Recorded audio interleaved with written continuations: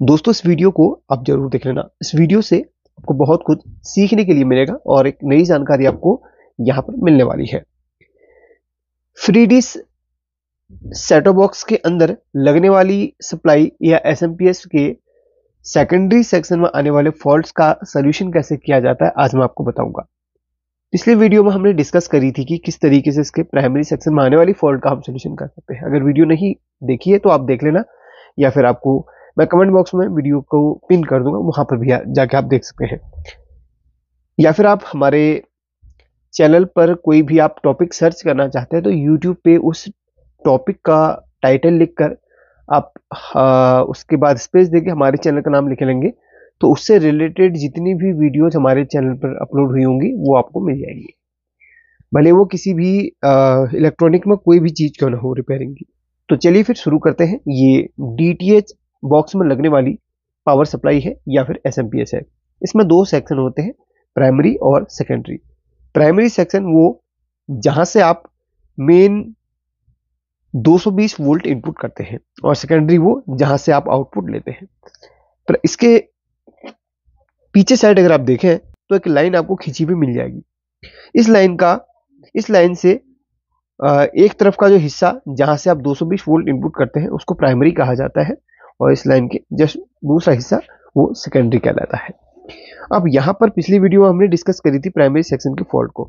अब आज हम सेकेंडरी सेक्शन की फॉल्ट का सोल्यूशन करना आपको बताएंगे। सेकेंडरी सेक्शन में आपको अलग अलग वोल्टेज आउटपुट देखने के लिए मिलती है, जैसे कि आपको 5 volt, 24 volt, 12 volt and 3.3 volt. इसमें से सिर्फ 3 वोल्ट ही ऐसी होती है जिनकी कार्ड को जरूरत होती है। एक होती है 3.3 वोल्ट, एक होती है 12 वोल्ट, एक होती है 24 वोल्ट। इन तीनों में से कोई वोल्ट अगर कम हो जाए या फिर कार्ड तक प्रॉपर नहीं पहुंच पाए तो आपके कार्ड में प्रॉब्लम्स आने लगती हैं। कार्ड सही तरीके से वर्क नहीं करता, जिसकी वजह से weak signal, no signal, on off होना, 0 दिखाना, कार्ड डेड हो जाना, ऐसी चीजें या ऐसी जो प्रॉब्लम्स हैं उनको आप फेस करते हैं।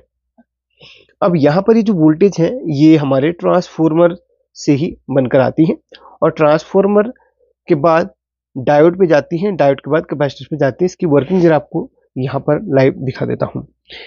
अगर आप यहाँ पर ट्रांसफॉर्मर का एक हिस्सा देखें जिसमें बहुत सारे पिन आपको यहाँ पर देखने के लिए मिल जाएंगे, जैसे कि 1 2 3 4 5 पिन यहाँ पर ट्रांसफॉर्मर में देखने के लिए मिल रही है।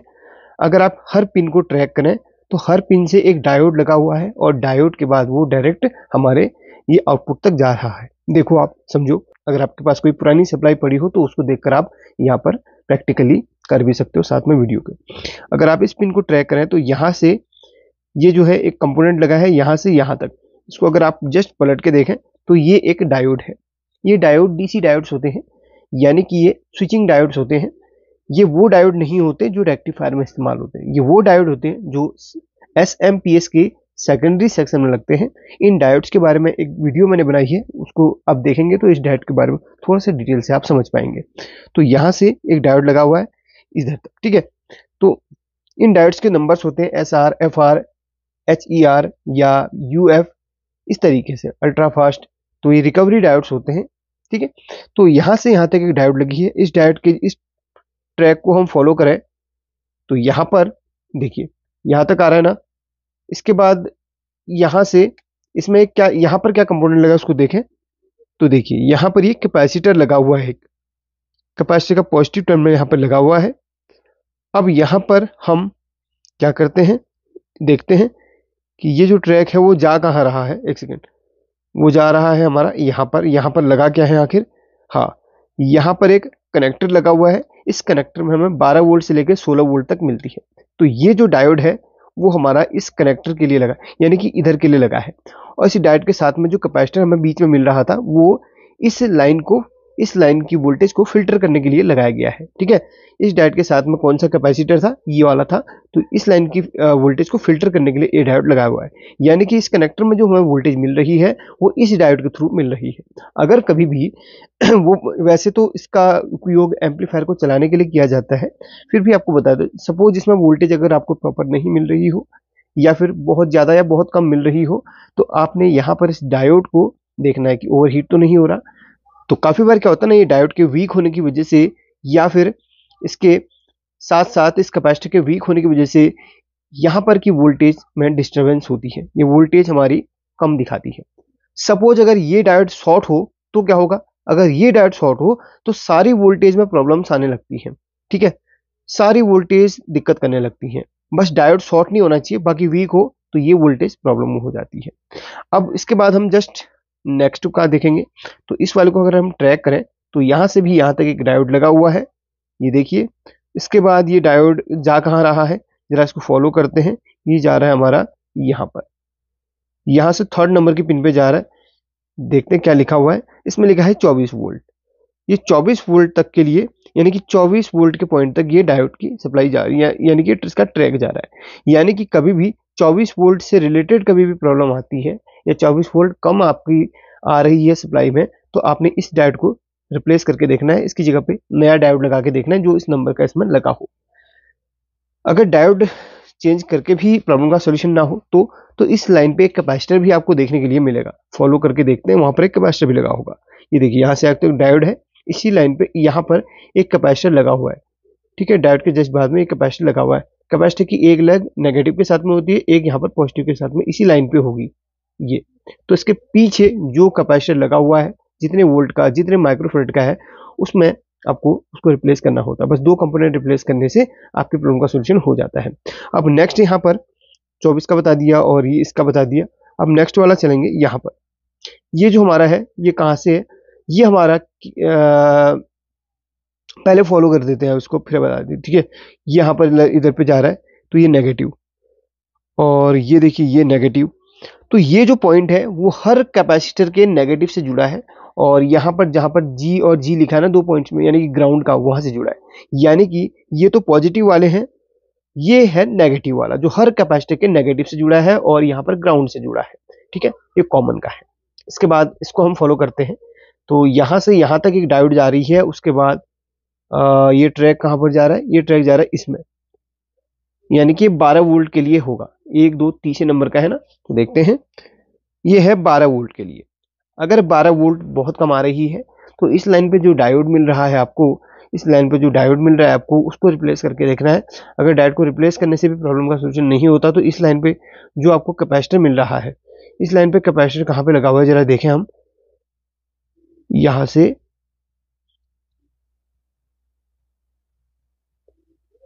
यहां पर इधर पे लगा है कैपेसिटर, देखो। एक सेकेंड, सॉरी यहां पर नहीं लगा है, जरा इसको हम फॉलो करते पहले सही तरीके से। यहाँ पर, इसके बाद यहाँ पर ये देखिए ट्रैक यहाँ पर जा रहा है। तो यहाँ पर जो कैपेसिटर आपको मिल रहा है ये हमारा इस वाली 12 वोल्ट के लिए, एक 12 वोल्ट यहाँ पर होती है, एक 12 वोल्ट यहाँ पर के लिए। तो ये जो कैपेसिटर है इस 12 वोल्ट के लिए। तो कैपेसिटर और डायोड अगर आप रिप्लेस करके देख लोगे तो प्रॉब्लम का सोल्यूशन हो जाएगा। वीक जो आपको कम वोल्टेज मिल रही है उसके लिए है। नेक्स्ट है यहाँ पर यहाँ से यहाँ तक एक डायोड लगी हुई है, वो सबसे बड़ी डायोड है। और यहाँ पर इसके बाद यहाँ पर देखिए ये डायोड के एक टर्मिनल से 2 यहाँ पर ये कंपोनेंट लगे हैं। दोनों क्या है, ये देखिए, एक कैपेसिटर है, एक कॉइल है। कैपेसिटर जो है ये हमारा इस लाइन की वोल्टेज को फिल्टर करने के लिए है, और दूसरा है कॉइल। कॉइल भी फिल्ट्रेशन के लिए होती है। और कॉइल के बाद एक ट्रैक आपका ऊपर चले जा रहा है, ये आपका TL431 एक ट्रांजिस्टर है। ये फिक्स वैल्यू के लिए लगाया गया रहता है। अगर आप इसमें इधर पे लगने वाली जो रेजिस्टेंस है इनकी वैल्यू को घटाते बढ़ाते हैं तो हमारी यहाँ पर 3.3 और 5 वोल्ट हमारी ऊपर नीचे हो जाएगी। ये मैंने एक बार प्रैक्टिकल करके बताया था, उस वीडियो को भी देख लेना। फिलहाल हम इस ऊपर वाले ट्रैक को फॉलो ना करके इस कॉइल के बाद वाले इसको फॉलो करते हैं। तो यहाँ पर गया, फिर यहाँ से यहाँ तक एक डायोड और लगी हुई रहती है। पहले हम इस ट्रैक को फॉलो करेंगे जो यहाँ से, देखिए यहाँ से हमने शुरू किया, यहाँ से यहाँ तक एक लंबी डायोड, बड़ी वाली डायोड लगी हुई है। इसके बाद यहाँ पर एक कैपेसिटर ने फिल्टर किया इस लाइन को। उसके बाद यहाँ से यहाँ तक एक कॉइल लगी है। कॉइल के बाद यहाँ पर यहाँ से यहाँ तक डायोड लगी है, उसको छोड़ देते हैं। पहले इस लाइन को देखते हैं। तो यहाँ पर देखिए, यहाँ पर है 5 वोल्ट। अगर हमें 5 वोल्ट चाहिए तो हमें इस वाले ट्रैक को फॉलो करना है। अगर 5 वोल्ट से जरूरत नहीं होती है हमारे सेटअप बॉक्स को, 3.3 की जरूरत होती है, तो हम यहाँ पर देखेंगे। यहाँ से लेके यहाँ तक एक डायोड लगी है, उसके बाद फिर यहाँ से लेके यहाँ तक एक डायोड लगी है। और इसके बाद यहाँ पर देखिए 3.3, यानी कि 5 वोल्ट की ही लाइन पे दो डायोड को और सीरीज में लगाकर 3.3 वोल्ट यहाँ पर बना दिया गया है। यानी कि 3.3 वोल्ट और 5 वोल्ट के लिए एक ही यहाँ पर ये ट्रैक काम करता है। बस यहाँ पर कभी भी 3.3 वोल्ट से रिलेटेड अगर प्रॉब्लम आ रही हो तो इस डायोड को और इस कैपेसिटर को आप रिप्लेस करके देख लेना। और सबसे ज्यादा इन्हीं में प्रॉब्लम आती है, ठीक है, इनमें प्रॉब्लम सबसे ज्यादा देखने के लिए मिलती है। अगर आपको लगे कि इन दोनों को भी चेंज करने से काम नहीं बना तो इस लाइन पे जो दो डायोड और मिल रही हैं यहां पर और यहां पर सीरीज में, जो कि 3.3 वोल्ट के पॉइंट से आपको मिल जाएंगी, एक यहां पर एक और एक यहां से यहां तक, दो डायोड और। तो इन दो डायोड में भी कभी कभी प्रॉब्लम आने की वजह से या वीक होने की वजह से हमारी इस लाइन के वोल्टेज डिस्टर्ब हो जाती है। अगर 3.3 वोल्ट अगर डिस्टर्ब हो गई, समझ लो आपका जो है सेट बॉक्स ऑन होगा ऑफ होगा, ऑन होगा ऑफ होगा, या फिर वीक सिग्नल या नो सिग्नल बताएगा। 3.3 वोल्ट से नीचे 3 वोल्ट तक तो चल जाता है, लेकिन उससे कम फिर वीक सिग्नल और नो सिग्नल के लिए समस्या देखने के लिए मिलती है। तो इन 3.3 वोल्टेज को हमेशा सही करके रखना अपने सेट बॉक्स में। तो ये है, मैंने वोल्टेज से रिलेटेड प्रॉब्लम बता दी है। काफी बार क्या होता है ना, जो इस लाइन पे एक कॉइल भी लगी हुई है हमारी, जो हमारी 5 वोल्ट वाली लाइन पे कॉइल भी लगी है, तो उसमें भी कभी कभी खराबी आने की वजह से भी वोल्टेज डिस्टर्ब करने लगती है। और एक बात और याद रखना, यहाँ पर इस लाइन में कोई भी डायोड अगर खराब होती है, इस एसएमपीएस के सेकेंडरी सेक्शन में अगर कोई भी डायोड शॉर्ट होती है या हाफ शॉर्ट होती है, समझ लो यहाँ पर सारी वोल्टेज आना बंद हो जाएंगी या कम दिखाएगा, या कोई वोल्टेज ज्यादा दिखा सकता है। याद रखना, शॉर्ट नहीं होनी चाहिए कोई भी डायोड।